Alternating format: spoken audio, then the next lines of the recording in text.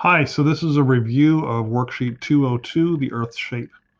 So we're going to go over questions 1, 5, and 6, but right now you should pause the video and go check your answer sheet to see if you got those wrong or any other questions wrong. If you got anything else wrong and you want to go over it, send me an email and I will send you a brief description or make a video for you. All right, so again, we're going to go over questions 1, 5, and 6. So, number 1, which statement provides the best evidence that the Earth is nearly spherical shape? All right, so again, what I like to do on any multiple choice is I like to treat it as a true or false.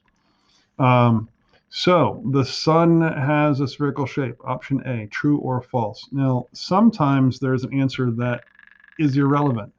Um, So the sun has a spherical shape. It actually does have a spherical shape. We can see it. We see it as a circle. And to be real honest, we could make an inference from that the Earth might also be spherical, because if the sun is spherical, then maybe, and the moon is spherical, maybe the Earth is too.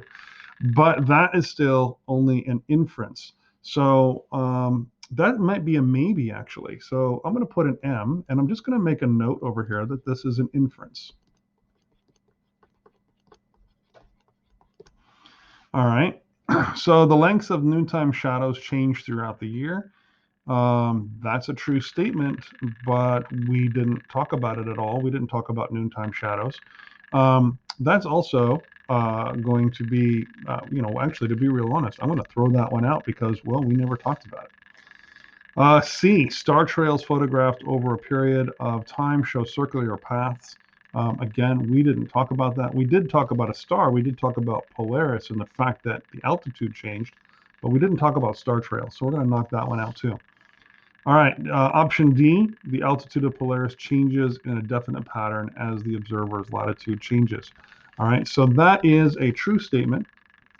If you go back to our class notes, it actually says right in there, it says the altitude of Polaris, and that's referring back to the classroom lesson where we took a look at Mr. Belushio looking up at the North Star if he was standing on the North Pole, and then if we were to have him move, he's going to have to look at a little bit of an angle. He's going to be looking in the same direction, but instead of looking straight up for him at his zenith, his imaginary point directly above him, he's going to be looking at some kind of angle to be able to see it.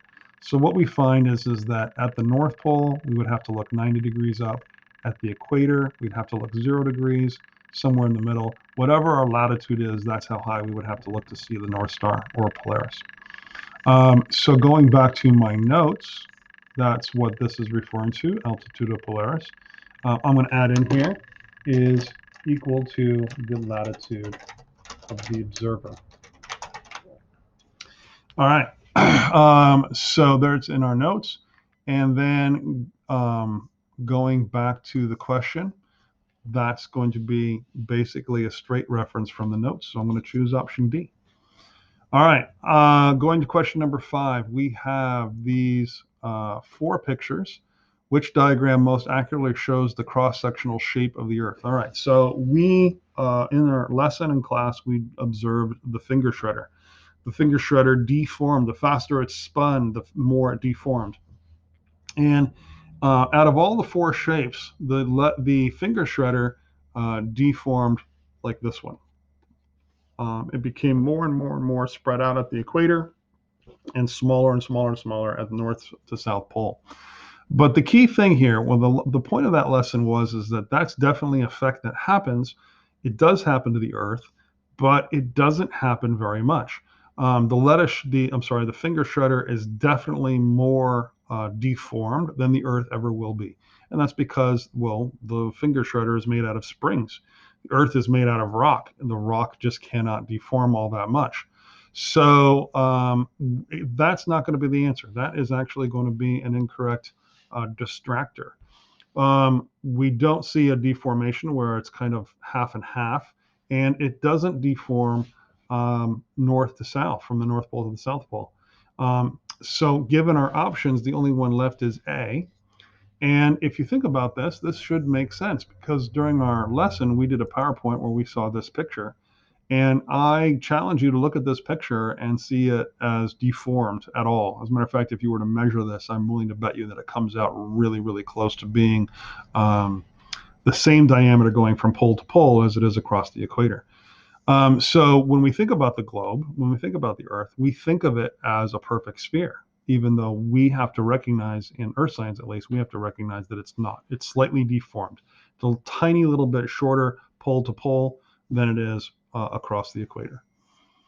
Okay, so that said, I'm going to choose answer B, that the Earth is really, really, really close to being a perfect circle, but we just have to, in the back of our minds, we have to acknowledge that it's really not. It's just slightly deformed, but it would never show up on a model. All right, question 6. Precise measurements of the Earth indicate that its polar diameter is, which one of these is a true or false statement? All right, so we've already covered that it's really close to being a perfect circle, but if we were to acknowledge the fact that it is changed, it's going to be kind of like this one. So when we talk about the polar diameter is going from pole to pole, North Pole to South Pole, and the equatorial diameter is going from equator to equator.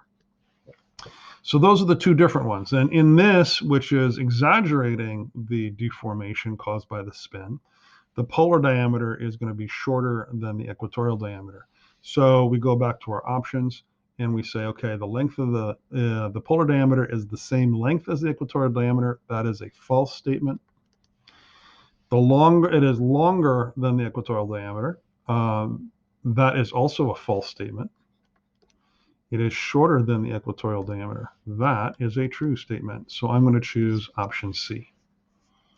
All right, so those are the 3 questions that most people missed. If you have any other questions that you'd like me to go over, send me an email and I'll put together either a quick description or I'll throw together a video for you. And that's it.